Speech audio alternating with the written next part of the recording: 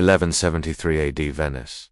A pound of black pepper sells for enough money to employ an unskilled laborer for 1 full week. Not a pound of gold, not a pound of silver, a pound of dried berries from a vine in India.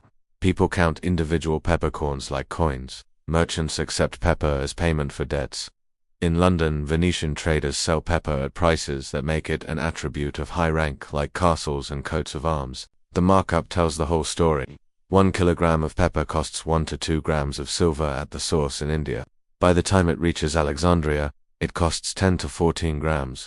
In Venice, 14 to 18 grams. In consumer countries across Europe, 20 to 30 grams of silver. That is a 1,500% markup from source to table. But here is what makes this different. Venice does not grow pepper. Venice does not control the land where pepper grows. Venice is just a city on a lagoon. Yet for 500 years, this single city controls the flow of pepper to an entire continent. They become the richest city in Europe. They build palaces and fund the Renaissance. All from controlling the middleman position in one commodity trade. How did a city with no natural resources build an empire on pepper? And why are we watching the exact same pattern unfold right now with China and rare earth minerals? This is the story of the pepper monopoly. By the end, you will understand the 7 steps to building a resource monopoly. See how Venice used pepper to fund an empire, and recognize the warning signs flashing in global supply chains today. This is not just history. This is a warning. It is 900 AD Constantinople, the capital of the Byzantine Empire. Walk through the markets and you smell it everywhere. Pepper, cinnamon, cloves, ginger, spices from India and Southeast Asia flow through this city on their way to Europe. Arab and Persian traders bring them overland via the Silk Road. Ships carry them up the Red Sea and through Egypt. This is the choke point, the gateway between East and West. In this world, spices are wealth. They are portable, imperishable, universally desired. They do not rot like grain. They do not rust like iron. A sack of pepper is better than a chest of coins. It is lighter, harder to counterfeit, and always in demand. Pepper is money. Byzantine merchants understand this. They control the trade routes. They tax the caravans. They warehouse the spices and sell them to European buyers at enormous profits. The Byzantine Empire grows rich as the middleman. They do not grow anything. They do not produce anything. They just control the flow. To most Europeans, this seems natural. Spices come from the east. They must pass through Constantinople. That is just geography. But beneath the surface, something is changing. A new city is learning the game. Venice. Venice starts as a collection of fishing villages in a lagoon. Refugees fleeing barbarian invasions in the 5th century. They have no land for farming, no forests for timber, no mines for metal, just saltwater, mud, and position. A defensive position that nobody can easily attack, and a maritime position between the Byzantine East and European West. By 894, Venetian merchants are already selling cloths and spices from Byzantium. They build ships, they establish trade relationships, they learn the routes and the markets. For 300 years, they are junior partners, Byzantine vassals, useful middlemen, not yet masters. Then comes 1082. Byzantine Emperor Alexios I needs help. His empire is under attack from Normans in the west and Turks in the east. He is desperate. He offers Venice a deal that will change world history. The Golden Bull. Venetian merchants receive exclusive trading rights throughout the Byzantine Empire. No tariffs, no restrictions, free access to all Byzantine ports. In exchange, Venice provides naval support. This is the spark. Venice now has privileged access to the source. They can buy spices in Constantinople cheaper than anyone else. They can ship them to Europe faster than anyone else. They have a structural advantage, and they exploit it ruthlessly. Meet Romano Murano. He is a Venetian merchant in 1173. He has seen ups and downs over decades of trading. 2 years earlier, he escaped a massacre of Venetians in Constantinople. His ships burned, his goods confiscated. He returned to Venice bankrupt, desperate. He needs one big score to restore his fortune. With borrowed money, Murano ships lumber to Alexandria. In return, he brings back spices. He repays his creditors, not in cash, but in pepper. The remainder he sells in Venice at many times the purchase price. He is rich again. This is the Venetian model. Borrow buy cheap in the east, sell expensive in the west. Repeat. But there is a skeptic. The Genoese, Venice's rival, Genoa, is another Italian maritime republic. They compete for the same trade. For 300 years, they fight naval wars. Venice versus Genoa. In 1378, they fight the War of Chioggia. It lasts until 1381. Genoa attacks Venice's home lagoon. They almost succeed, but Venice holds. Venice defeats Genoa and secures a monopoly of trade in the Middle East for the next century. What none of them know yet is that this monopoly will make Venice the richest city in Europe. It will fund the Renaissance. It will create the template every monopolist will follow for the next 600 years. 1204. The Fourth Crusade. This is the acceleration moment. Venice provides ships to transport crusaders to the Holy Land. But there is a problem. The crusaders cannot pay. Venice makes a deal. Instead of Jerusalem, attack Constantinople. Our rival, our source. Venice wants direct control. The crusaders sack Constantinople. They establish the Latin Empire. Venetians take control of the center of Eastern wealth. Venetians establish trading centers on the shores of the Levant. They exchange European goods like food, clothing, wool, and metal for fruit, jewelry, and spices. Now Venice controls both ends of the trade. They buy in Alexandria and Beirut. They sell in London and Paris. Nobody can compete. The Eastern trade tremendously increased the wealth of Venice. The competence of Venetian sailors and merchants suddenly changed basic European eating habits. Not only upper classes, but middle classes easily obtained Eastern spices, including pepper, nutmeg, cloves, and cardamom. Demand explodes. At first, this seems genius. Venice is opening markets, expanding trade, making spices affordable. Everyone benefits, but there is a hidden mechanism. Venice is not just facilitating trade, they are controlling it. They are building a monopoly. The numbers tell the story. By the late 15th century, Venetians and their Mediterranean rivals imported 750 to 900 tons of pepper annually, plus less than 450 tons of other spices. The Venetians had a dominant market share of pepper at 60 to 70%, but controlled under half the market in other spices. Pepper is the key. It is the most demanded spice, the least exotic, the most universal. Every European wants it. Kings, merchants, monasteries, even middle-class households. For the 1475 wedding of George the Rich, Duke of Bavaria, the spice order included 386 pounds of pepper, 286 pounds of ginger, 257 pounds of saffron, 205 pounds of cinnamon, and 85 pounds of cloves and nutmeg. Pepper dominates the list, and Venice controls the flow. They do not set one price, they set different prices for different buyers. Wholesale to major distributors, retail to small merchants, credit terms for nobles, cash only for commoners. They maximize profit from every transaction. This is sophisticated market control. Then it accelerates beyond trade. Venice uses spice wealth to build political power. They fund massive construction projects. The gigantic wealth of popolari and grandi converges into one stratum called the magni. They hold political power and monopolize the profits of long-distance trade. Spice money funds the government, the military, the merchant fleet. Shipbuilding becomes the most important industry and employer in Venice. Salt monopoly remains important, as does trade of wheat and millet. But the spice trade contributes no less to the wealth of the patriciate than all the rest. The entire Venetian economy depends on maintaining the spice monopoly. Prices are no longer based on what pepper costs to produce. They are based on what Venice can extract from a captive market.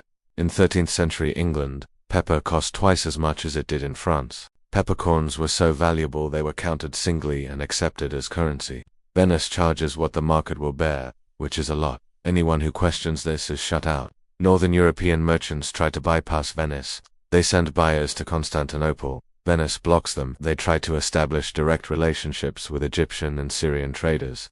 Venice uses political pressure, threatens to cut off all trade. The monopoly holds. By 1453, Venice reaches peak power. Venetian might reached its peak during the 15th century when the city-state monopolized the spice trade from India through the Arab lands, using exclusive trade agreements. After the fall of Constantinople in 1453, Venice established a monopoly on the European spice trade through a treaty with the Muslim Mamluks in Alexandria. Alexandria placed a 33% tariff on exports that Venetians passed on to European nations. This is the peak moment. Venice is not just wealthy, they are essential. European kings depend on Venice for spices. The church depends on Venice for incense. Doctors depend on Venice for medicinal ingredients. Venice has become too important to bypass, or so they think. The trigger comes from an unexpected direction. Portugal, a small kingdom on the edge of Europe. They have no access to Mediterranean trade, no connections to the Levant, no relationship with Venice, so they decide to find another route. Prince Henry the Navigator funds expeditions down the African coast, starting in the 1420s. For decades, Portuguese sailors inched south. Cape Bohadoran, Sierra Leone, the Congo River. Each voyage pushes further. They are looking for a way around Africa, a sea route to India that bypasses the Mediterranean entirely. At first, people think this is impossible. Africa extends forever south. The equator is too hot for ships. Sea monsters lurk in unknown waters. But the Portuguese keep sailing. In 1488, Bartolomeu Dias rounds the Cape of Good Hope, the southern tip of Africa. The route is open. In 1498, Vasco da Gama reaches Calicut in India. He returns several months later with spices and jewels. Prices of pepper in Lisbon fell to less than one-fifth the price in Venice. The monopoly had been broken within days. Panic hits Venice. Merchants who stored warehouses of pepper watch prices collapse. Venetians and Mamluks were devastated. Ships returning from Alexandria cannot sell their cargo. Buyers switch to Portuguese sources. The arbitrage is massive. Why pay Venice 18 grams of silver when Lisbon charges 4 grams for the same pepper? Venice tries to hold on. They have 500 years of relationships, established networks, quality control, trusted brands. They argue Portuguese pepper is inferior, unreliable, dangerous. Nobody cares. Price wins. Always in 1504. King Manuel I of Portugal declared a fixed price for pepper to stop wildly fluctuating prices. In 1506, he made the Lisbon spice trade a crown monopoly. Portugal is doing to Venice exactly what Venice did to Genoa and Byzantium, taking control of the flow. The Portuguese were able to maintain high prices and supply, selling from 1/2 to 3/4 of all pepper and other spices in Europe over the 16th century.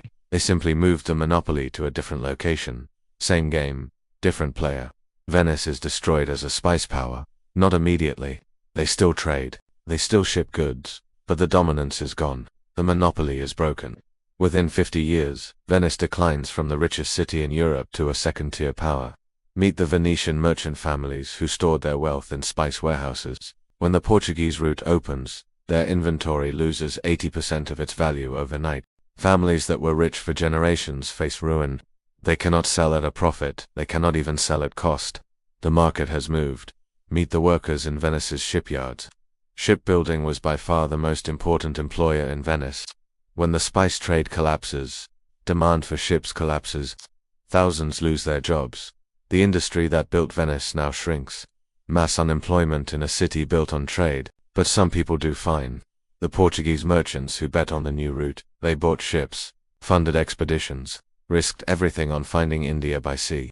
Now they reap monopoly profits. They become the new Venetians. Same business model, different flag. And the Portuguese nobility.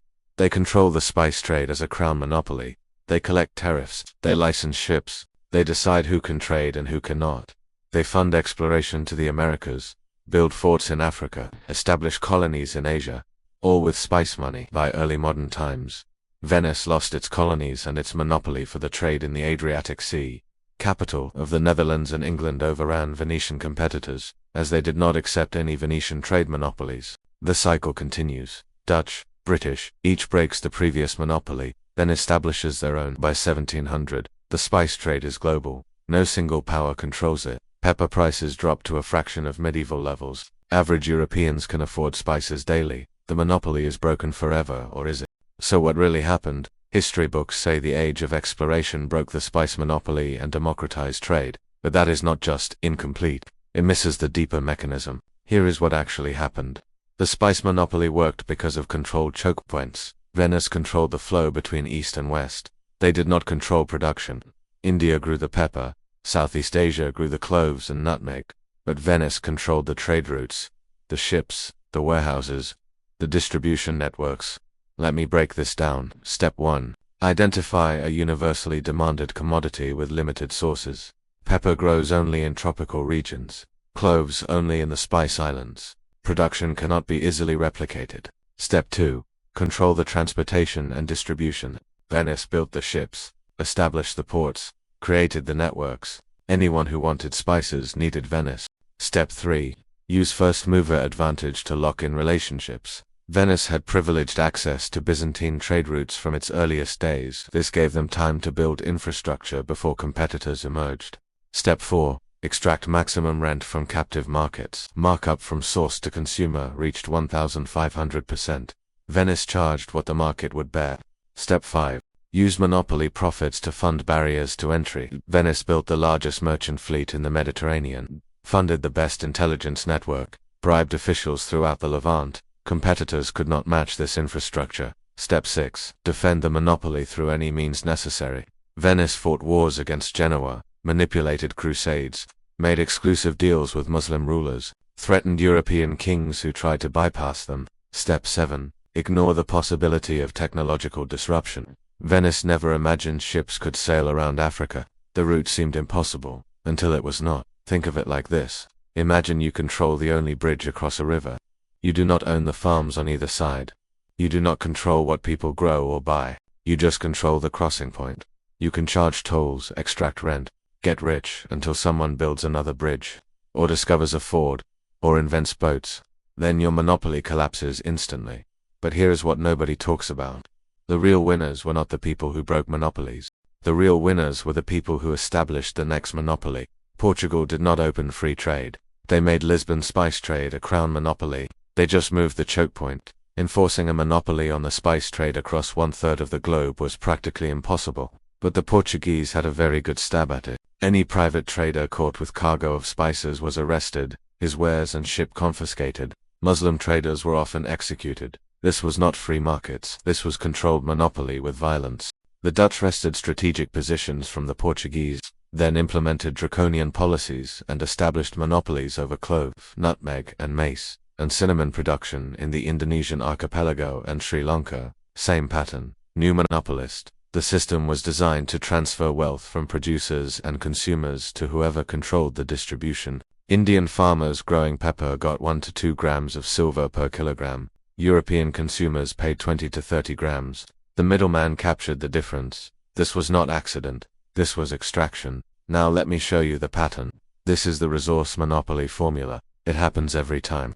First, identify the strategic resource. Something universally needed. Limited in source, hard to substitute. In 1200 it was pepper. Today it is different resources, but the principle is the same. Second, control the choke point. Do not try to control production, control processing or distribution. Venice controlled shipping. Today China controls processing. Third, build infrastructure moats. Create barriers to entry.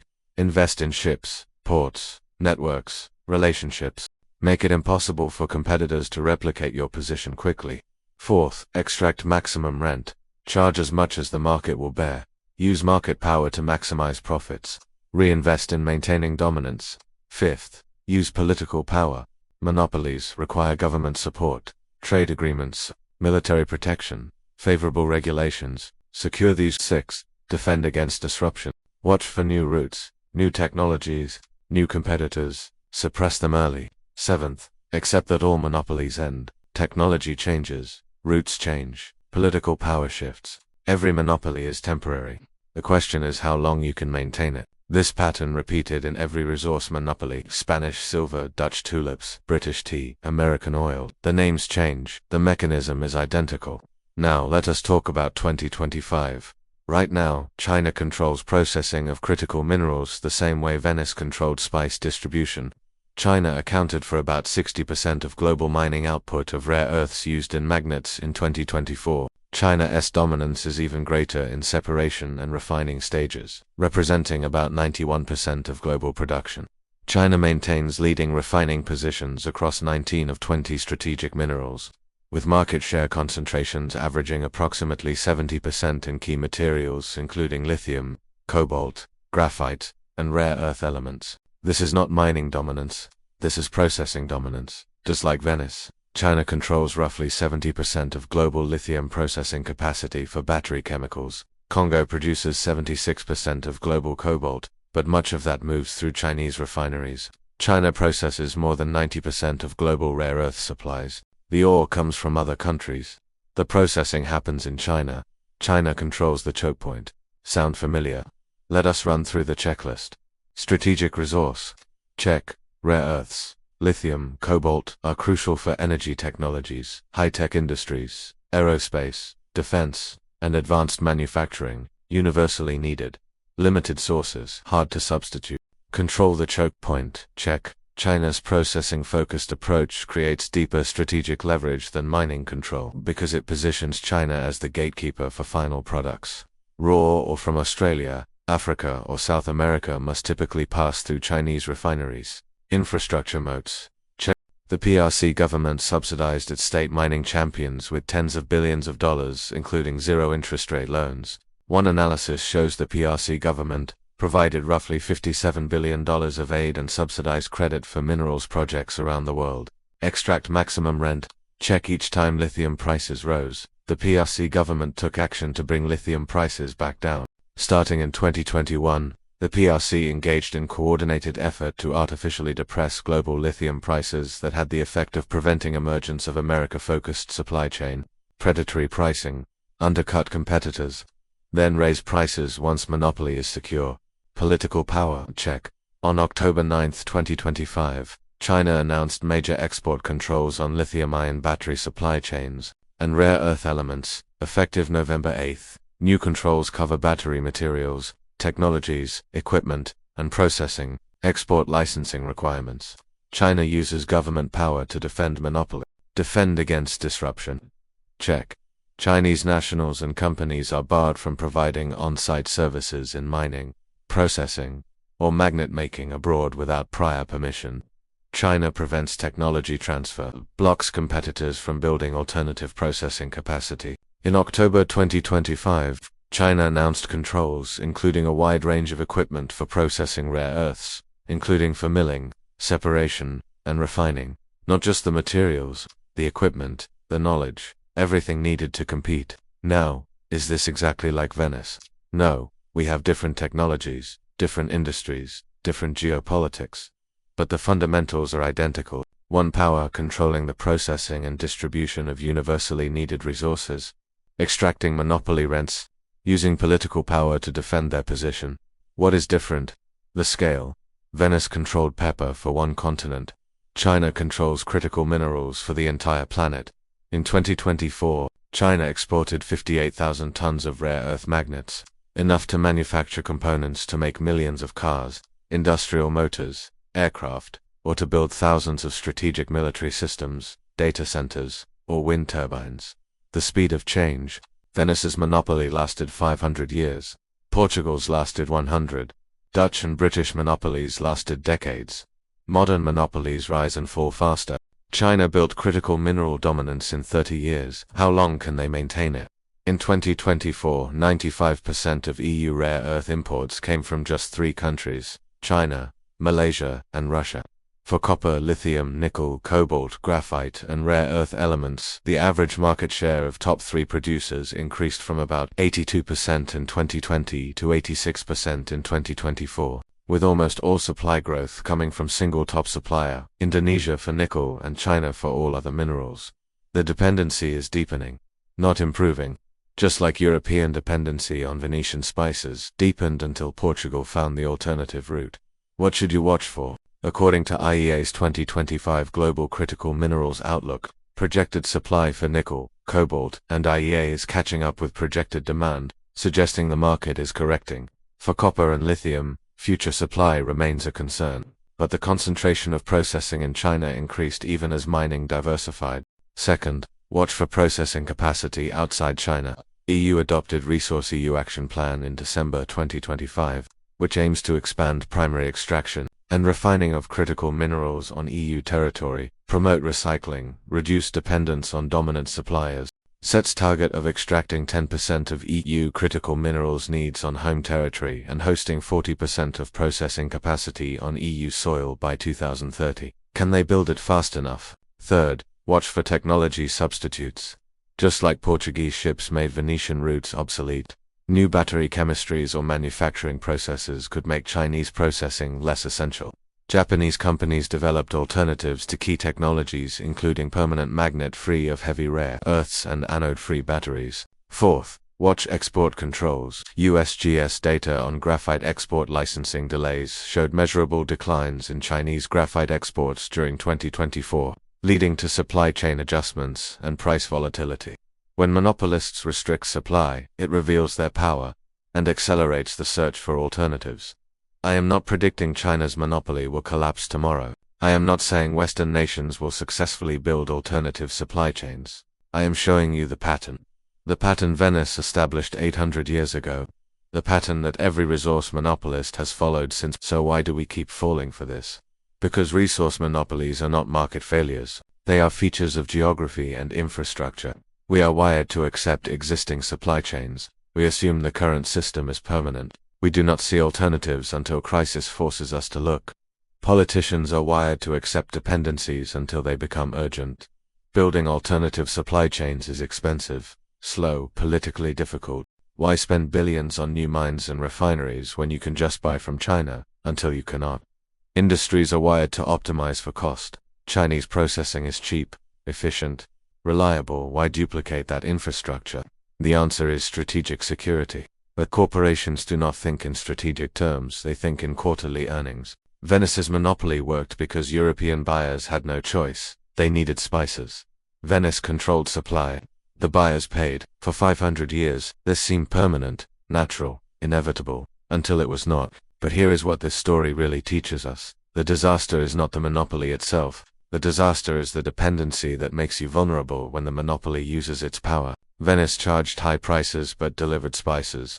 Europeans grumbled but adapted. The real crisis came when Constantinople fell, when routes shifted, when monopolists changed. Today, China provides critical minerals at competitive prices. For now, but the new export controls demonstrate supply concentration risks are no longer theoretical. Defense and semiconductor supply chains could be particularly affected if export licenses are delayed or denied.